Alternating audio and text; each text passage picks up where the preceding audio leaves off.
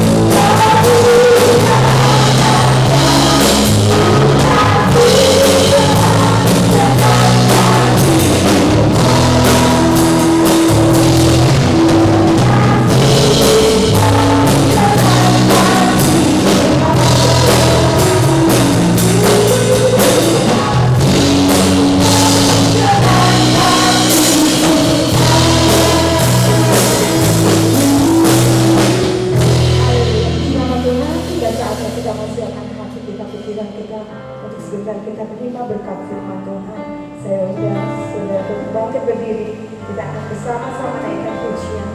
Firman-Mu berkata Kau bersamaku. Haleluya.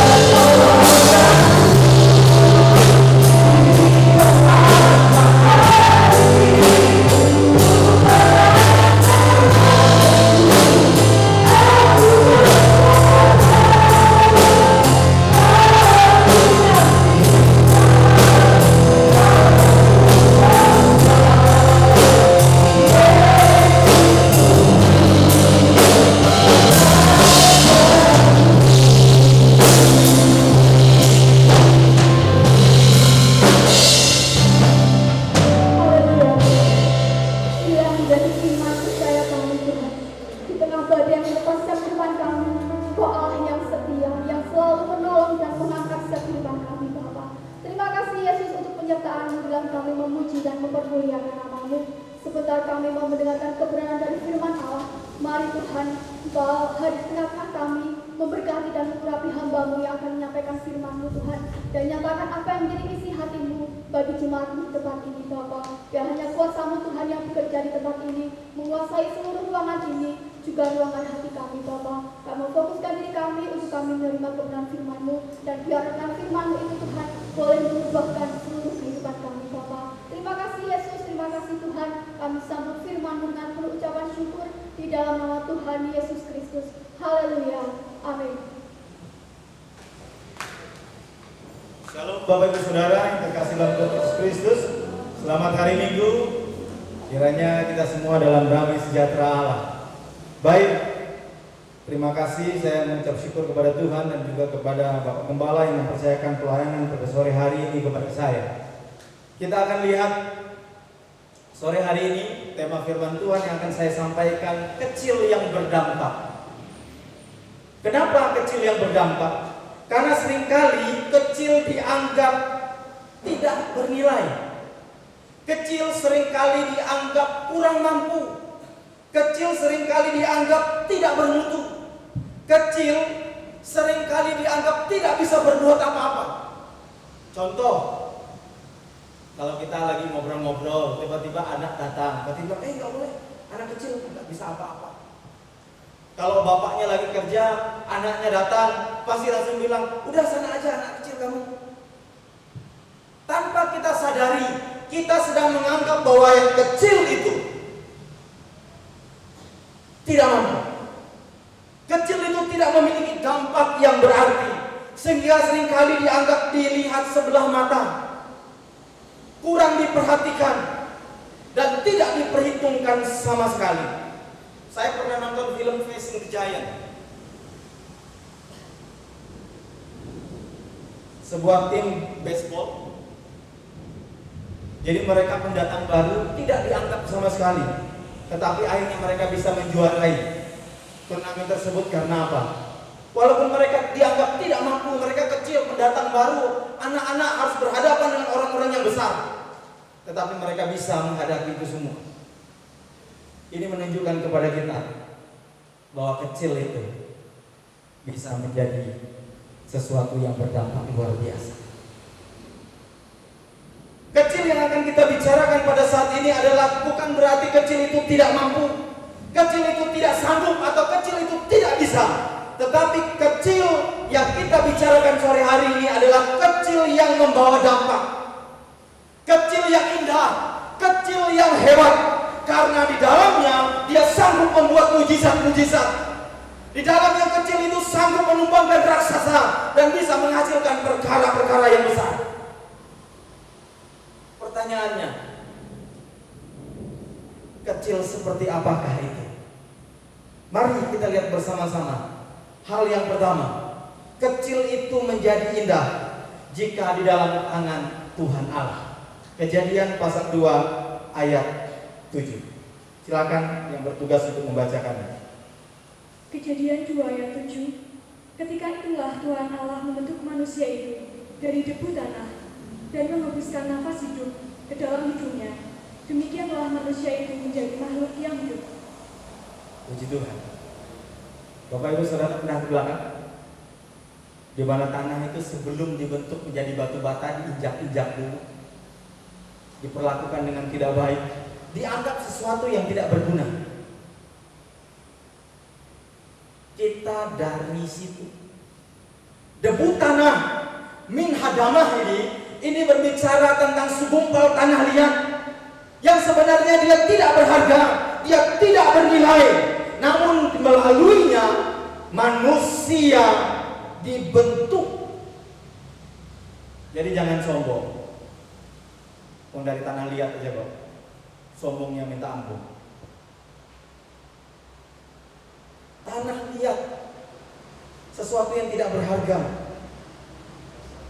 Dia dari sanalah dia dibentuk menjadi manusia. Fungsinya apa? Hanya untuk dilihat, hanya untuk diinjak-injak saja. Apakah ada tanah taruh di atas tempat tidur? Kalau ada berarti Bapak Ibu Saudara kurang kerjaan.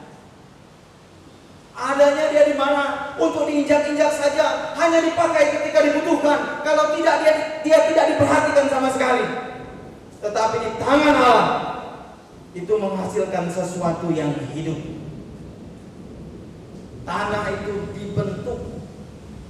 Rasul Paulus mengatakan bahwa manusia itu dibentuk sebagai masterpiece Allah. Ketika Allah membentuk manusia, Allah mencurahkan hati, pikiran, dan perasaannya di sana.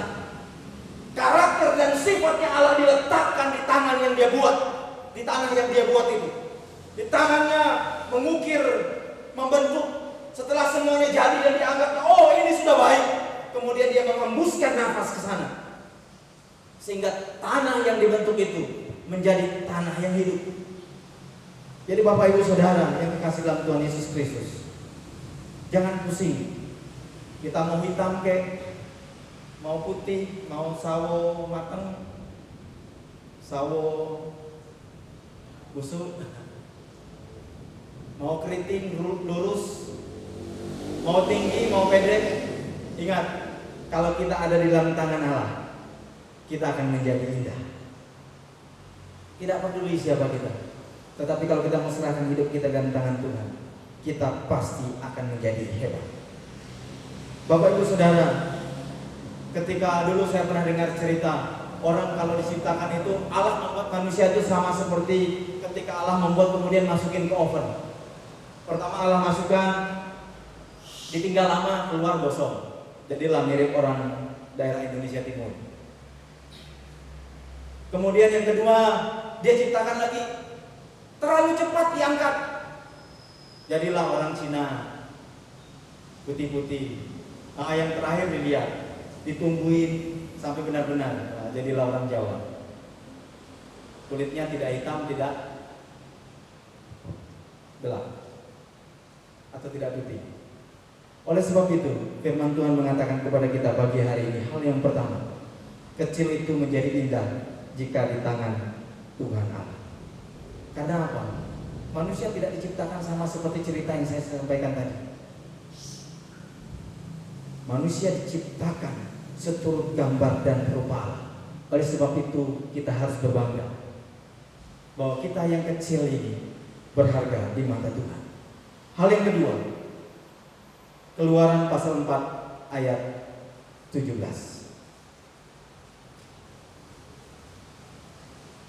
Silakan yang bertugas membaca.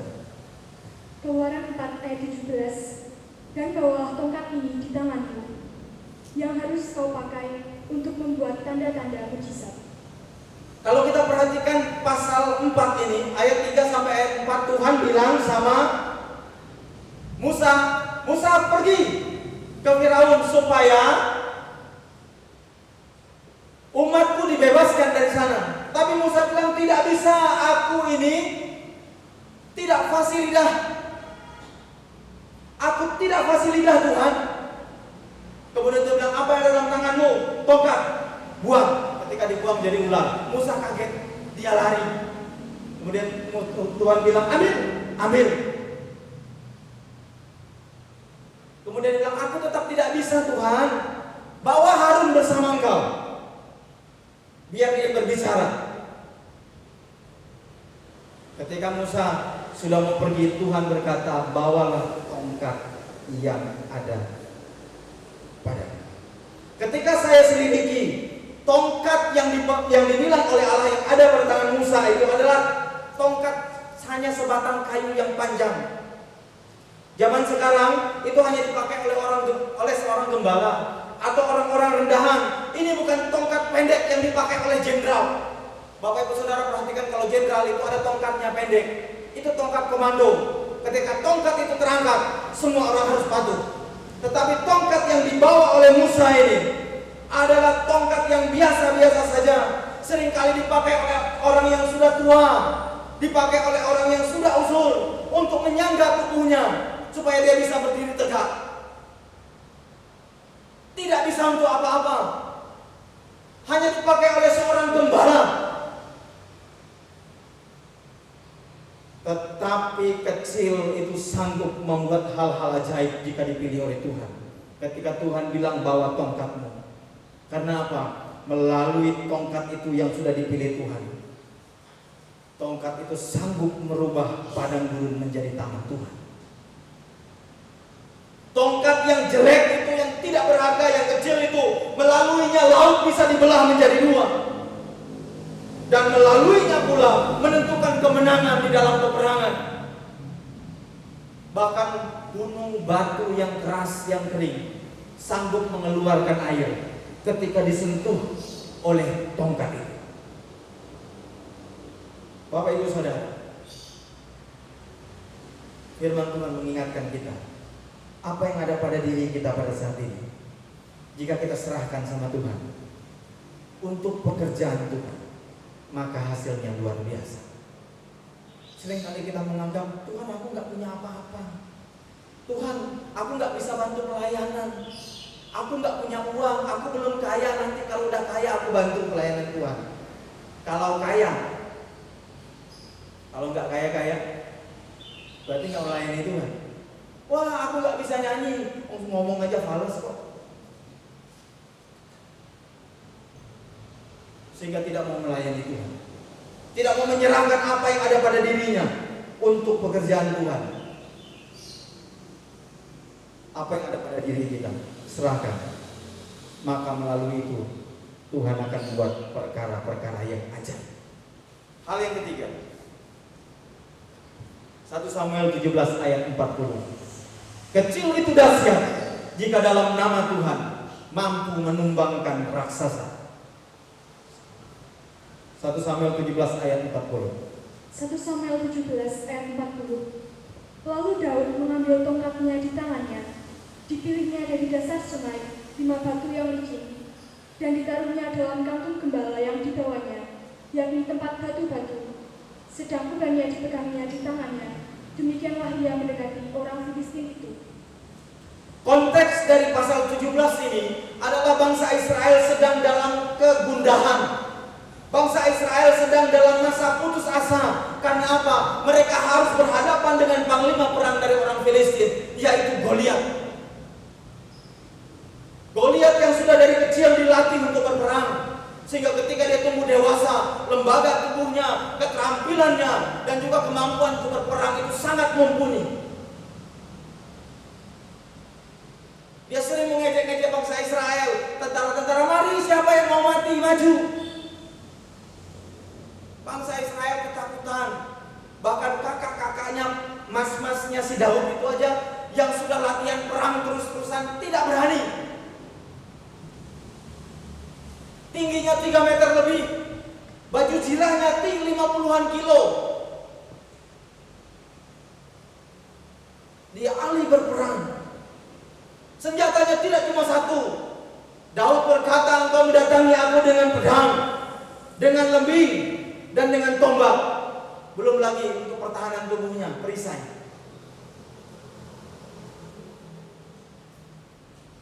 Goliat tidak terkalahkan pada saat itu. Tetapi dengan apa Daud menumbangkannya?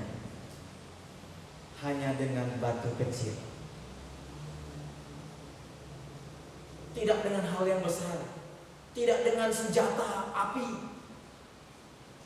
Dengan batu yang dipilihnya dari dasar sungai. Dia ngaku dia pergi ke sungai, dia memilih 5 batu dari dasar sungai itu. Ketika dia pakai, dia pilih, dia lihat, oh enggak bagus, dia buang. Dia cari lagi, oh ini bagus, dia masukkan ke dalam kantongnya. 5 yang dia pilih, tetapi hanya 1 yang dipakai untuk membunuh Goliat. Bapak Ibu Saudara yang kekasih dalam Tuhan Yesus Kristus, ketika saya selidiki kata wajibar ini, kata memilih ini, Daud memilih untuk kepentingannya membawa dia kepada kemenangan. Ketika Daud diperintahkan untuk membunuh Goliat, dia tidak asal-asalan dia pergi ke dasar sungai ambil batu sembarangan, tidak. Tetapi dia memilih dengan segenap hatinya. Dan kata inilah yang dipakai di dalam perjanjian baru di dalam kitab Efesus. Dipilih untuk Allah sendiri.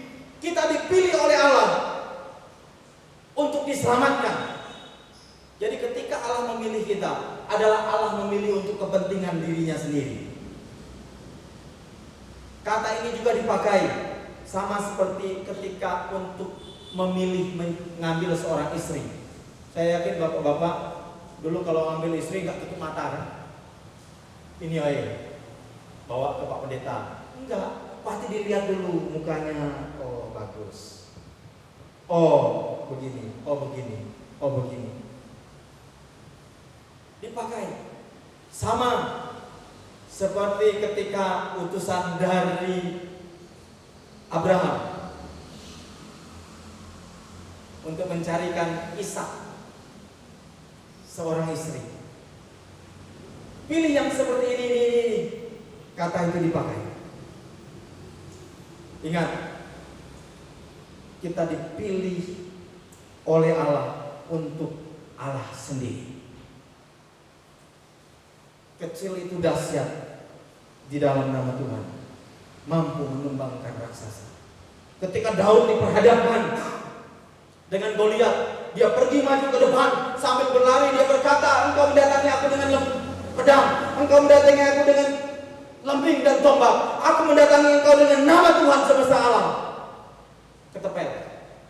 Orang Jawa bilang printer. Betul ya? Cetar! Masuk di sini. Terjatuh ke depan. Kemudian diambillah pedangnya Goliat oleh Daud untuk memenggal kepalanya Goliat ini.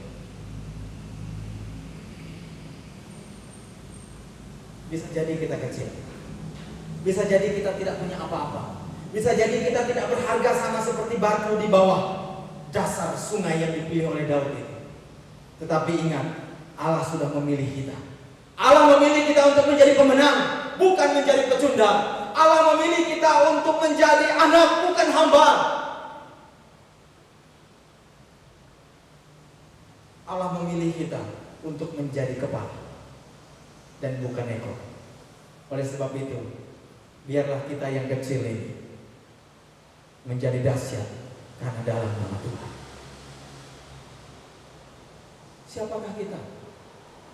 Kondisi dan keadaan kita saat ini mungkin tidak diperhitungkan orang, tetapi ingat, kita adalah milik Allah. Yang terakhir, Yohanes pasal 6 ayat 9.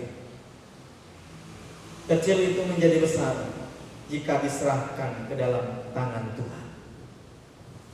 Yohanes 6 ayat 9. Yohanes 6 ayat 9. Di sini ada seorang anak yang mempunyai 5 roti jelai dan 2 ikan.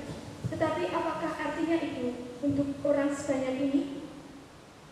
Dalam situasi terdesak dan sangat membutuhkan, tidak ada jawaban pada saat itu, dan hanya ada anak kecil dengan barang-barang yang kecil. Peristiwa ini terjadi di pinggir danau Tiberias. Ketika orang berbondong-bondong datang mengikuti Yesus, karena apa? Karena mereka sudah melihat mujizat-mujizat kesembuhan dari orang-orang sakit. Mereka terpana, mereka takjub. Ketika sudah berkumpul, hari sudah mulai gelap. Yesus berkata kepada murid-murid untuk mencobai mereka.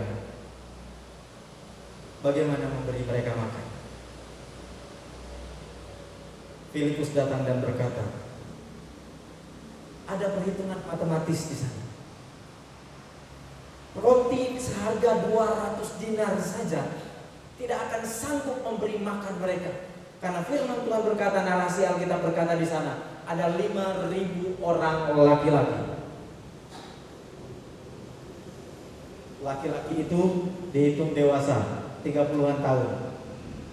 Jadi anak-anak dan perempuan tidak dihitung. Sudah hitung genap sajalah 10.000 semuanya, dengan anak-anak dan wanita. Bingung. 10.000. Di tengah-tengah mereka kebingungan, tiba-tiba Andreas datang dengan seorang anak dan berkata, di sini hanya ada 5 roti jelai dan 2 ekor ikan. Tapi apakah sanggup untuk memberi mereka makan? Ini iman yang dipengaruhi oleh sesuatu. Pertama dengan beriman dia bahwa ini ada, tetapi karena dia melihat jumlahnya kecil, dia menganggap itu tidak bisa berbuat apa-apa. Tetapi bagi Tuhan tidak ada yang mustahil. Bawa kemari. Yesus memberi, mengucap berkat, kemudian bagi. Beri mereka sampai kejam, bukan hanya sepotong-sepotong kecil. Ketika mereka selesai memakan, Tuhan Yesus berkata, kumpulkan sisanya. Ada 12 bakul. Persoalannya di sini. Tahu bagaimana anak kecil ketika memberi? Anak kecil ketika dia memberi dengan sepenuh hati. Total, tidak ada kepentingan apa-apa, tidak ada tawar-menawar. Ketika dia dibawa, tidak ada narasi Alkitab bersana, tidak boleh diambil semuanya. Tetapi anak itu langsung serahkan 5 roti dan 2 ekor ikan yang ada padanya itu kepada Tuhan Yesus. Dia tidak tahan, sudah 4 aja ya rotinya, kemudian 1 ikan saja, yang ini untuk aku. Tidak, dia berikan semuanya. ketika yang kecil itu diberikan, itu akan menjadi besar dan sanggup memberi makan 5.000 orang lagi-lagi. Bapak Ibu Saudara yang dikasihi dalam Tuhan Yesus Kristus, firman Tuhan sore hari ini berkata kepada kita, tidak peduli siapa kita, tidak peduli apa yang ada pada kita, ketika kita bawa ke dalam tangan Tuhan, Tuhan pasti akan menjadikannya besar. Saya teringat pelayanan saya di Kalimantan. Kami dalam waktu 1 tahun membangun gereja 8x15. Tidak punya uang apa-apa. Jemaat tidak punya uang, mereka cuma karyawan biasa, buruh lepas. Mereka bilang, oh nggak punya uang. Saya bilang, kalian punya waktu untuk berdoa. Berdoa saja. Sementara mereka berdoa, kita beriman. Mereka kumpulkan pasir dari sungai. Tidak begitu lama ada yang kasih ada yang kasih tembakau, ada yang kasih batako, ada yang kasih ini, ada yang kasih ini, ada yang kasih ini. Nggak punya biaya, ayo kita kerjakan sendiri. Kami kerjakan sendiri. Om, saya nggak punya apa-apa. Nanti pas kerja bakti saya buatkan kopi saja ya. Nanti saya rebuskan singkong. Boleh. Kira sampai 1 tahun. Ketika mau Natal, kami mau pakai gereja itu, nggak apa-apa. Yang penting kita sudah bisa pakai. Tiba-tiba ada orang datang. Oh ini begini. Hitung untuk plafonnya, untuk ini semuanya berapa? Saya hitung. Saya bawa ke tempat orang ini. Ya sudah, kalau mau dikasih, puji Tuhan. Nggak dikasih juga nggak apa-apa. Tiba-tiba nggak lama datanglah pesanan-pesanan yang saya tulis itu. Dia bilang, kami nggak punya uang untuk bayar tukang. Mau bentuknya bagaimana? Kasih tahu tukang. Nanti mereka saya yang bayar. Sampai finishing bisa selesai. Tapi saya mau lihat jemaat yang saya layani di sana. Apa yang ada pada mereka, mereka berikan. Bukan berarti saya bilang di sini tidak seperti itu ya. Tetapi saya cuma mengingatkan, jangan lihat barang yang kecil ada pada kita. Tapi kalau kita mau pakai itu untuk pekerjaan Tuhan, pasti hasilnya akan dahsyat, luar biasa. Puji Tuhan. Biarlah firman Tuhan sore hari ini akan mengingatkan kita bahwa tidak peduli siapapun kita, ketika kita ada di dalam tangan Tuhan, Tuhan pasti akan memberkati kita. Kita datang sama Tuhan. Saya undang pemain musik ke depan. Singer, kita angkat pujian.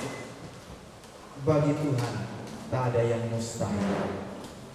Ku yakin saat Kau berfirman,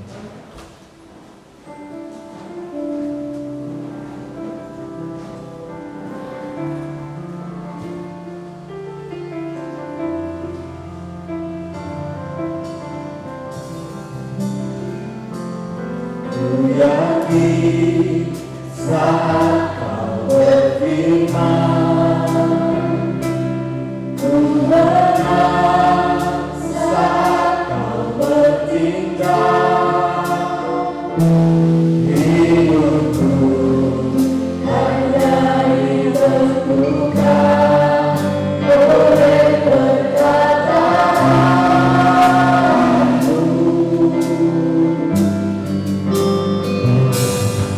Oh Allah, karena Kau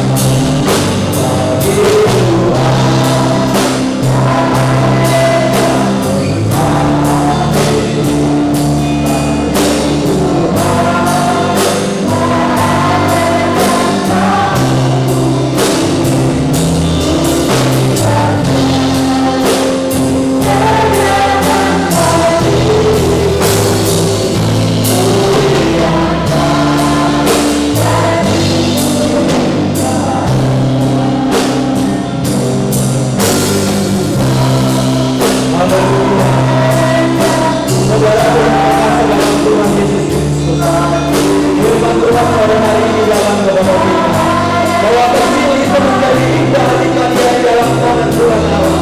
Kecilan sangat membuat hal-hal ajaib jika dipilih oleh Tuhan Allah. Kecil itu dasar dalam alam Tuhan, Yesus Tuhan mengembangkan hati itu menjadi besar jika diserahkan ke dalam tangan Tuhan. Di atas sore hari ini, firman Tuhan datang kepada kita. Apa yang ada pada diri kita, mungkin orang lain bilang itu kecil, tidak berguna, tidak dianggap, tidak diperhitungkan. Tetapi ketika kita serahkan dalam tangan Tuhan, Tuhan akan membuat itu berdampak luar biasa. Terima kasih Tuhan.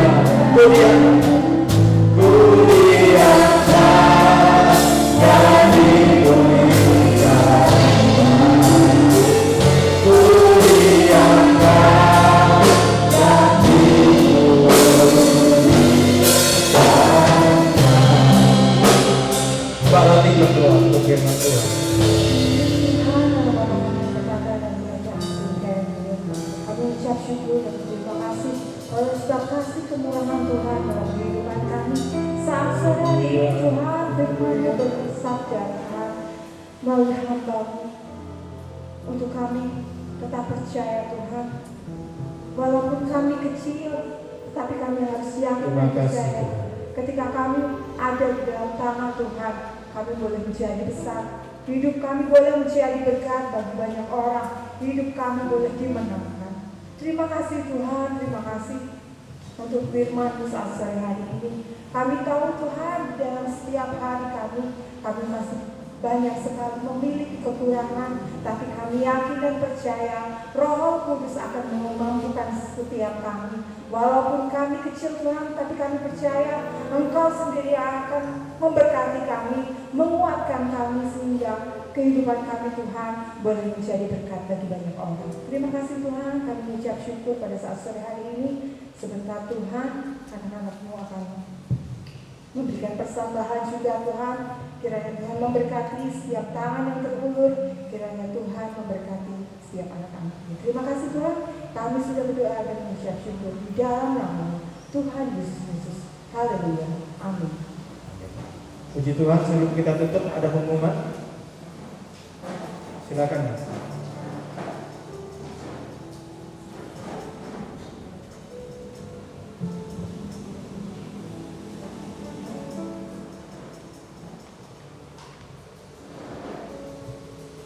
Ya, salam Bapak Ibu Saudara. Saya mewakili keluarga dari Pak Nuryanto.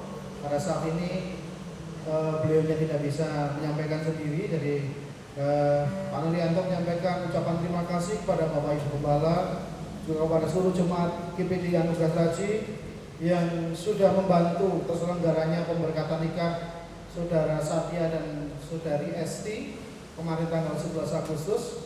Dalam bentuk apapun, mulai dari persiapan sampai semua bisa terselenggara dengan baik. Biarkan Tuhan Yesus yang akan mengembalikan cerita saudara dan Tuhan memberkati. Untuk hal yang kedua, pengumuman untuk anak-anak muda, juga kepada orang tua yang memiliki anak masih muda, mohon disampaikan bahwa mulai hari Sabtu depan ibadah pemuda remaja akan mulai dilaksanakan dan dimulai seperti biasa jam 6 sore atau nanti akan menunggu pemberitahuan dari pengurus untuk yang selanjutnya. Terima kasih, Tuhan memberkati dan waktu serahkan pada hamba-Nya. Baik Bapak Ibu Saudara, saya undang Bapak Ibu Saudara bangkit berdiri. Kita akhiri ibadah ini. Shalom, shalom.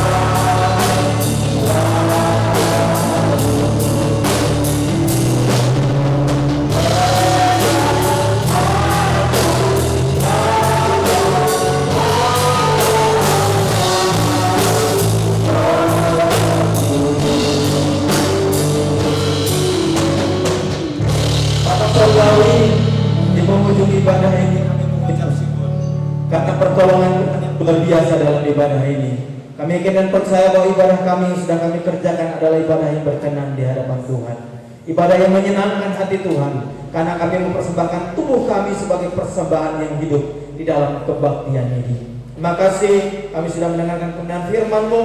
Siapapun kami, ketika kami serahkan hidup kami dalam tangan Tuhan, walaupun kami kecil, walaupun kami tidak berharga di mata dunia, maka kami akan memiliki dampak yang berarti di tengah-tengah kehidupan ini. Terima kasih, hamba berdoa buat setiap anak-anak-Mu yang sudah ambil bagian dalam pelayanan. Tuhan memberkati mereka semakin hari semakin luar biasa untuk memberkati banyak orang dalam pelayanan yang ada. Jemaat-jemaat Tuhan yang sudah hadir, serahkan dalam tangan Tuhan. Tuhan memberkati, menolong apa yang sudah mereka korbankan. Tuhan akan kembalikan berlipat kali ganda berkat daripada surga. Kami berdoa pada saat ini untuk Bapak Gembala dan Ibu Gembala kami yang sedang berada di Jakarta. Tuhan memberkati, menolong mereka. Biarlah segala kegiatan mereka di sana boleh berjalan dengan baik dan sesuai jadwal, mereka bisa kembali ke tempat ini dengan tidak kurang suatu apapun. Kami juga berdoa besok bangsa Indonesia akan memperingati hari kemerdekaan yang ke-75. Biarlah melalui ini semua nama Tuhan dipermuliakan. Biarlah bangsa Indonesia semakin mengerti bahwa penyertaan Tuhan itu nyata dalam kehidupan bangsa dan negara kami. Kami juga berdoa buat pandemi yang sedang terjadi. Kiranya Tuhan Kau berkenankanlah lalukan semuanya daripada bangsa dan negara kami ini, sehingga bangsa dan negara kami ini dapat kembali normal, hidup seperti biasanya. Terima kasih Bapa. Hamba berdoa buat jemaat-jemaat Tuhan dalam segala usaha pekerjaan mata pencaharian mereka. Apa saja yang mereka kerjakan yang sesuai kehendak dan rencana Tuhan, Tuhan pasti akan buat berhasil.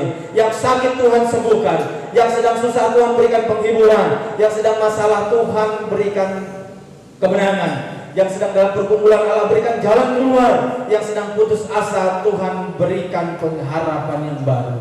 Kami akan kembali ke dalam kehidupan kami masing-masing. Biarlah waktu-waktu mendatang di jadwal yang sudah disepakati bersama, kami boleh kembali untuk beribadah memuliakan nama Tuhan. Saudaraku yang kekasih dalam Tuhan Yesus Kristus, pulanglah dengan berkat damai sejahtera kasih karunia daripada Allah Bapa, kasih sayang keselamatan daripada Tuhan kita Yesus Kristus, penghiburan, pertolongan, persekutuan daripada Roh Kudus menyertai saudara mulai dari sekarang sampai Tuhan datang menjemput kita di awan-awan. Kami terima berkat-Mu dan kami akhiri ibadah sore hari ini di dalam Kristus Yesus. Haleluya. Amin. Selamat hari Minggu. Tuhan Yesus memberkati kita semua. Shalom.